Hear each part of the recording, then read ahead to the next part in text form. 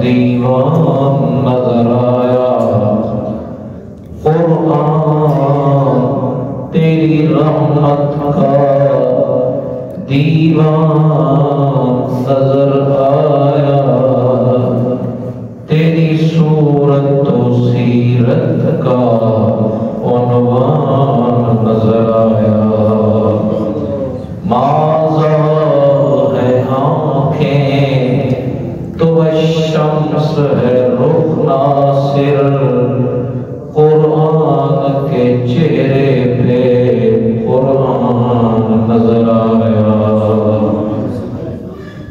حمد و صلاۃ کے بعد عزت مآب میرے تمام بزرگوں نوجوان ساتھی اللہ رب العالمین کا کروڑا فضل ہے کہ ہم اس عظیم دن میں عظیم عبادت کے لیے جمع ہو رہے ہیں دعا ہے اللہ تعالیٰ آج کی حاضری اپنی بارگاہ میں قبول فرمائے سامعین وقار آج ہمارا موضوع ہے قرآن مجید کی عظمت اور شان قرآن ہمارے پاس ایک نسخہ کیمیا ہے اللہ رب العالمین نے اپنے پیارے محبوب اور اپنے پیارے محبوب کی امت پر یہ کرم فرمایا کہ اپنی اس عظیم کتاب کو نازل فرمایا اور یہ نسخہ کیمیا بن کے آیا یاد رہے ہم نے جو حال کیا قرآن کے ساتھ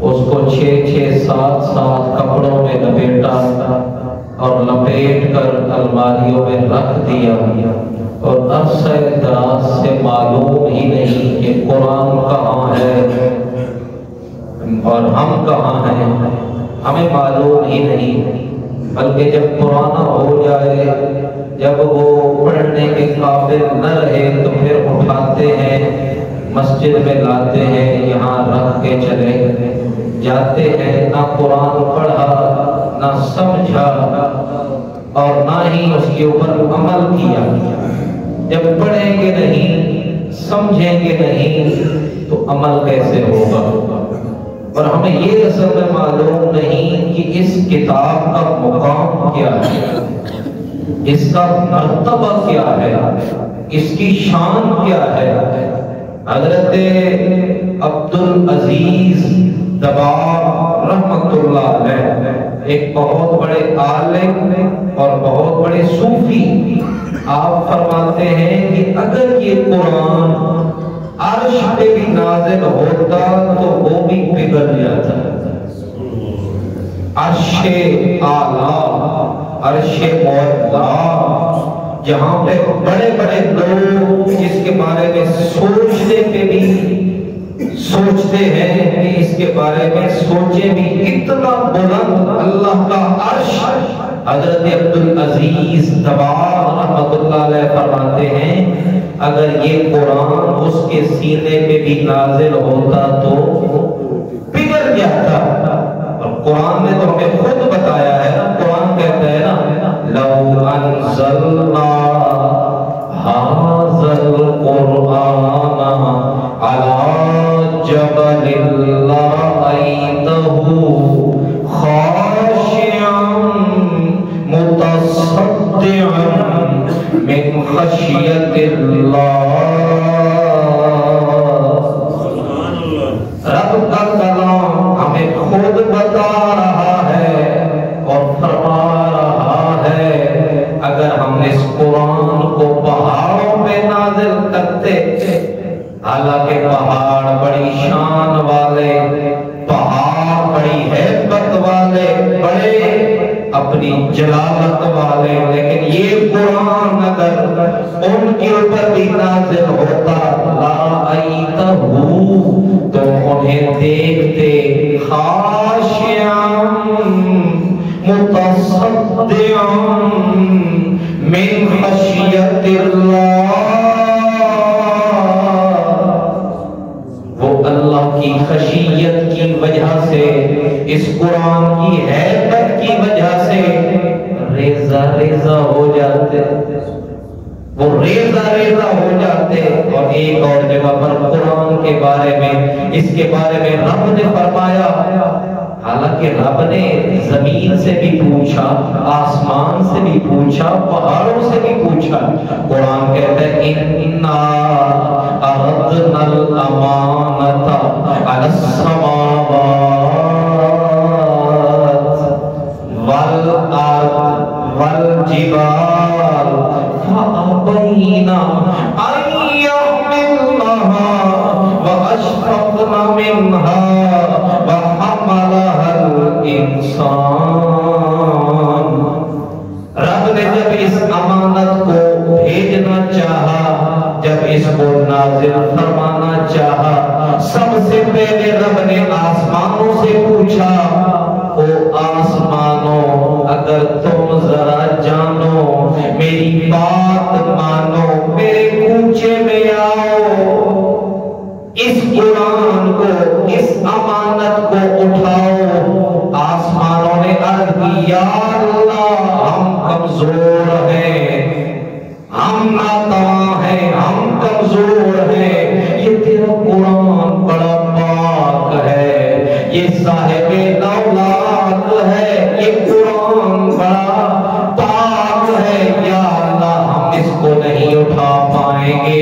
پھر اللہ رب العالمین نے زمین کی طرف اپنا چہرہ انور فرمایا وَالْأَرْضِ، او زمین تو امانت کے بارے میں بڑی ہے امین، تیرے اندر ایک آدمی ایک امانت کو دباتا ہے، کئی سال تک تو اسے سنبھال کے رکھتی ہے، یہ میری امانت بڑی پاک ہے اور تو امانت کے بارے میں بڑی امین ہے، ذرا آ اس امانت کو تو اپنے اندر سنبھال۔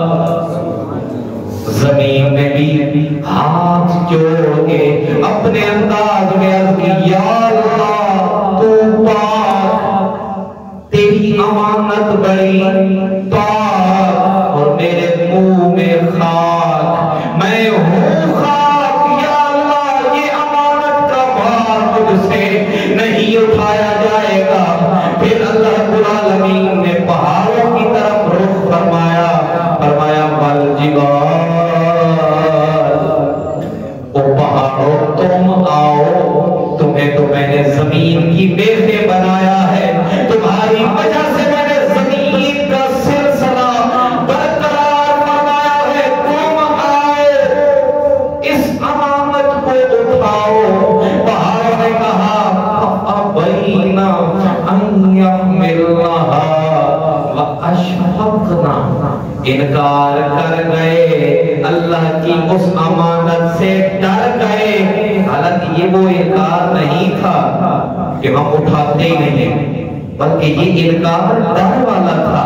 انہوں نے کہا یا اللہ ہم نہیں اٹھائیں گے، ہم سے نہیں اٹھایا جائے گا، تیرا قرآن پاک، تو ہے پاک، اور جو جس کے اوپر نازل ہوا وہ ہے شاہ دولت، جس کے اوپر نازل ہوا وہ ہے شاہ دولت، یا اللہ ہم نہیں اٹھا پائیں گے۔ پھر اللہ رب العالمین کی بارگاہ میں جب یہ تینوں انکار کر گئے، رب کی رحمت سے ڈر گئے، رب العالمین کا ایک چھوٹا سا بندہ آگے آیا، اس نے اپنی جھولی میں پھیلایا، اس نے کہا یا اللہ اگر کوئی نہیں میں آیا، میں آؤں گا، اس کو اٹھاؤں گا، اس کی تلاوت فرماؤں گا، دنیا کو بتاؤں گا یہ قرآن بھی شان والا، نازل کرنے والا بھی شان والا، اس کو لانے والا بھی عظمت والا، اس کو آگے بیان کرنے والا بھی عظمت اور مقام والا۔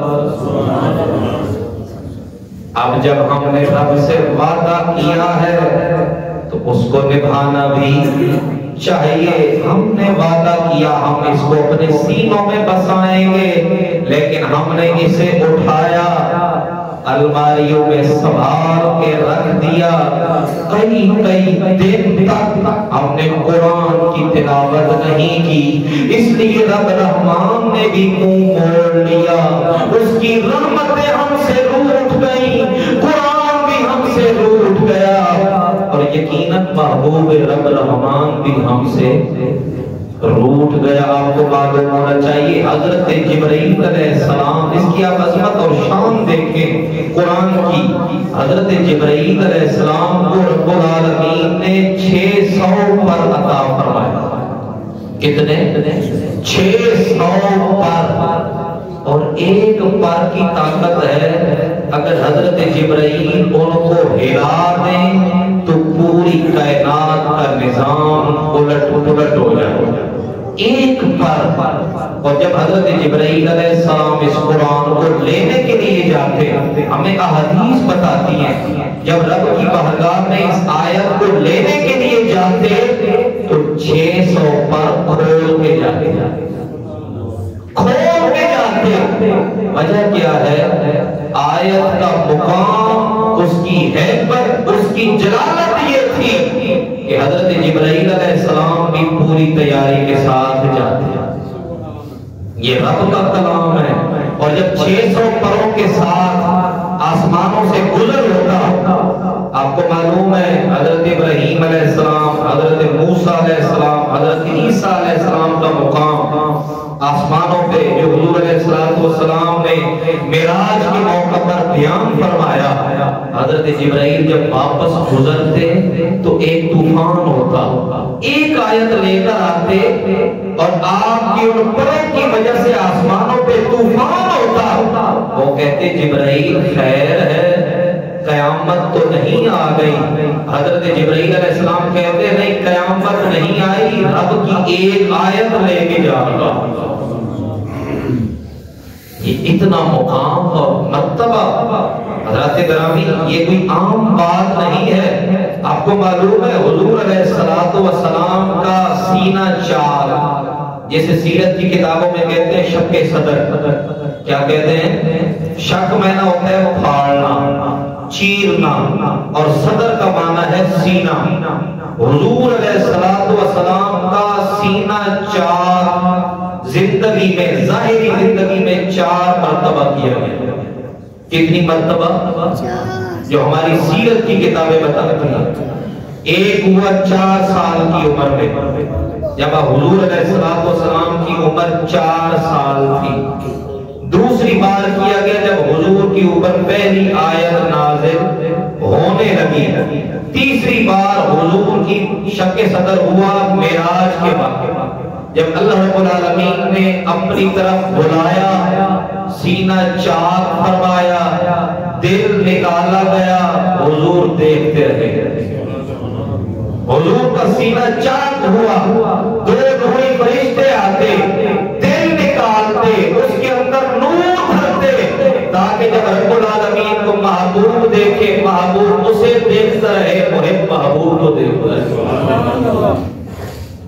अल्लाह रब्बुल आलमीन ने चौथी बार जब हुजूर अलैहिस्सलातु वस्सलाम ने हिजरत फरमाई, 4 बार शक्के सदर हुआ, हुजूर के दिल को धोया जाता, ताकि जब रब का कलाम आए तो रब का महबूब न घबराए, रब का महबूब ना घबराए। ये इतनी हैबत, इतनी जलालत वाली किताब है, ये इतनी शान वाली किताब है, लेकिन ये रब ने अपने महबूब के इन उम्मतियों पर करम कर दिया कि 5-6 साल का बच्चा कुरान याद भी करता है, दुनिया को पढ़ पढ़ के सुनाता है और अपने सीने में लेकर फिर रहा है। और आपको मालूम है रब्बुल आलमीन ने 4 किताबें नाज़िल फरमाई, तौरात, ज़बूर, इंजील, कुरान मजीद। 4 किताबें रब ने नाज़िल फरमाई। दुनिया की कोई किताब किसी आदमी को मुकम्मल याद, दुनिया की भी कोई किताब उठा ले मुकम्मल याद नहीं है, लफ्ज़ ब लफ्ज़, जुमला ब जुमला, तौरात हो, ज़बूर हो, इंजील हो, इसके अलावा कोई इंग्लिश, केमिस्ट्री, फिजिक्स, बड़े से बड़ा ہمیں لفظ بلفظ زبر زیر کے ساتھ یاد ہے، لیکن ایک حافظ قرآن ہوتا ہے، یہ قرآن کا معجزہ ہے کہ زبر زیر پیش کے یاد ساتھی حافظ قرآن یاد کر کے پھر رہا۔ یہ قرآن کا معجزہ ہے، یہ محبوب رب رحمان کا معجزہ ہے، اور رب العالمین کا یہ کرم ہے۔ اور آپ کو معلوم ہے یہ قرآن جن بھی پڑھتے ہیں، جن بھی پڑھتے ہیں، اور حضرت جبرائیل علیہ السلام لے کر نازل ہوئے۔ ایک حضرت جبرائیل علیہ السلام کے علاوہ دوسرے تمام فرشتے جتنے بھی اللہ رب العالمین نے بنائے، ان فرشتوں میں سے بھی کوئی مکمل حافظ نہیں ہے۔ ایک حضرت جبرائیل علیہ السلام ہیں جو اللہ رب العالمین نے ان کو قرآن کا حفظ عطا فرمایا۔ پھر جنوں میں چند جن ہیں جن کو یہ قرآن یاد ہے، لیکن آج اللہ رب العالمین ایک مسلمان پہ کرم فرماتا ہے، جسے چاہتا ہے اسے یہ دولت عطا فرما دیتا ہے۔ ایک آدمی اپنی نیت صاف کرے، ہم اپنا اگر دل و دماغ پاک کر لیں تو یاد رہے یہ قرآن یہ انسان کا ساتھ نبھاتا ہے۔ اور آج ہم نے اس کو مرنے کے لیے رکھ لیا، ایک تو سنبھال کے الماریوں میں رکھا، پھر دوسرا ہم نے یہ کیا کہ اس کو مرنے کے بعد مرنے والے کے ایصال ثواب کے لیے پڑھنا۔ اور وہ بھی اکثر ایسا ہوتا ہے ہم دوسروں سے پڑھواتے ہیں۔ میرے بھائیوں، یہ مرنے کے بعد مرنے والے کے وصال کے لیے نازل نہیں ہوا، یہ تو ہم نے بنا لیا ہے نا، یہ تو ہم نے خود بنایا ہے، لیکن قرآن اس لیے نازل ہوا کہ تم دنیا میں پڑھو گے، سمجھو گے، عمل کر کے آؤ گے، جنت پاؤ گے۔ کیا پاؤ گے؟ جنت۔ اور ہم نے اس کو مرنے کے لیے وصال کے بعد کے لیے رکھ لیا۔ ایک وزیر تھا، اس نے اپنے تینوں بچوں کو، اس کے 3 بیٹے تھے، اور وزیر تھا، کچھ بے ضمیر تھا، تھوڑا سا باضمیر تھا۔ اس نے تینوں بیٹوں کو دنیا کی لائن پہ اور تینوں کو اچھی اچھی یونیورسٹیز میں پڑھایا۔ پڑھانا بھی چاہیے، دین کے ساتھ دنیا بھی ضروری ہے، پڑھانا بھی چاہیے۔ اس نے تینوں بیٹوں کو دنیا کی لائن پہ لگایا اور آکسفورڈ میں، کیلیفورنیا جو یونیورسٹی ہے اس میں اور دیگر یونیورسٹیوں میں پڑھایا۔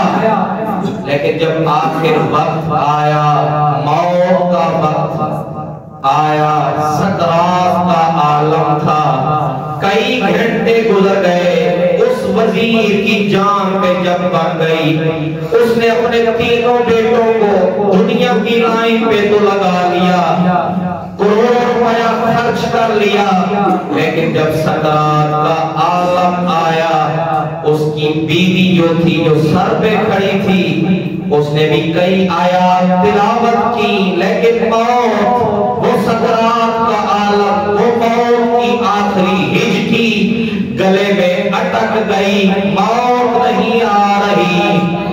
اب اس نے تینوں بیٹوں کو لائن میں کھڑا فرمایا، اس نے عرض کی، او میرے بیٹوں، میرے بچوں، تمہارے والد نے تمہارے اوپر کروڑ روپے لگائے، تمہیں اچھی اچھی یونیورسٹیز میں پڑھایا، تمہارے اوپر خرچہ کیا، جائیدادیں لٹائی، اب کرم فرماؤ، کچھ قرآن سناؤ۔ انہوں نے کہا تم لوگوں نے ہمیں صرف انگلش پڑھائی، تمہیں دنیا کی تعلیم دلوائی، ہمیں نہ قرآن معلوم ہے، ہمیں تو سورہ فاتحہ تک بھی صحیح نہیں آتی، ہم کیسے پڑھے؟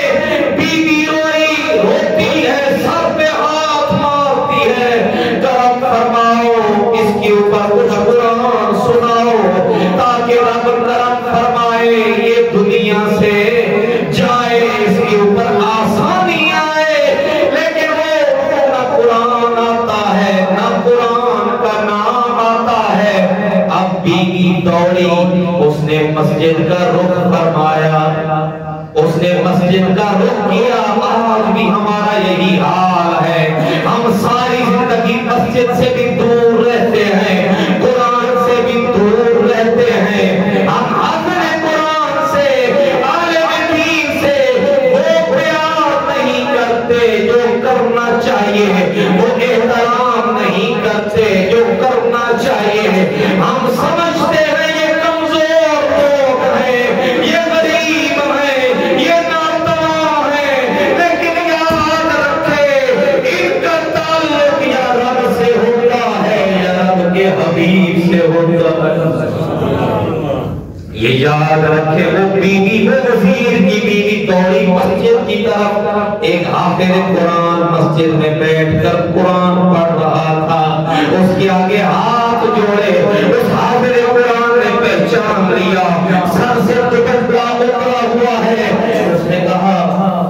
جی باجی کیا ہوا؟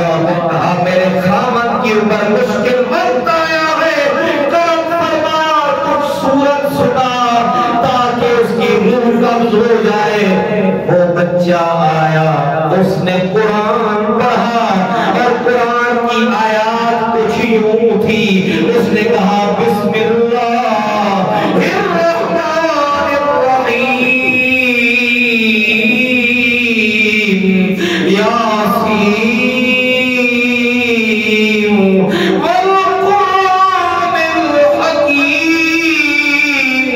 انک لمن المرسلین۔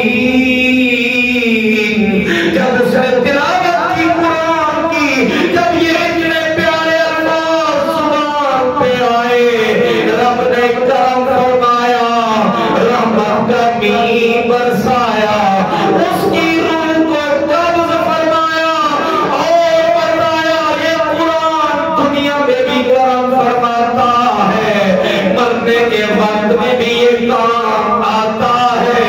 اور بندہ مومن جب قبر میں جاتا ہے، گھبراتا ہے، یہ وہاں پہ بھی ڈھال بن کے آتا ہے اور آخر تک یہ ساتھ نبھاتا ہے، سیدھا جنت پہنچاتا ہے۔ سامعین دیوکار، یہ قرآن مرنے کے لیے، وصال کے لیے نہ پڑھو، بلکہ یہ دنیا میں اس سے تعلیم حاصل کرو، اس کو سیکھو، سمجھو۔ اللہ رب العالمین سے دعا ہے اللہ تعالیٰ ہمیں قرآن مجید کی سمجھ اور اس پر عمل کی توفیق عطا فرمائے۔ سامعین دیوکار، مطلب مقصد آج کی گفتگو کا یہ ہے کہ دنیا میں صرف اس لیے قرآن سنبھال کے نہ رکھو کہ ہم جب موقع ملے گا، وقت آئے گا، اس وقت دیکھ لیں گے۔ موت کو نہیں پتا کہ کب آ جائے، لیکن موت کو پتا ہے کہ میں نے کب آنا ہے اور آپ کا در کھٹکانا ہے۔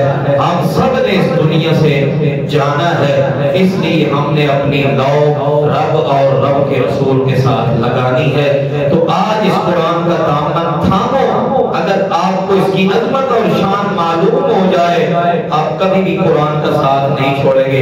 میرے بھائیوں، قرآن کی عظمت اور شان کو سمجھو۔ اللہ رب العالمین پڑھنے کی، سمجھنے کی اور اس پر عمل پیدا ہونے کی توفیق عطا فرمائے۔ وما علیہ الا البلاغ المبین، سنت عطا فرمائے۔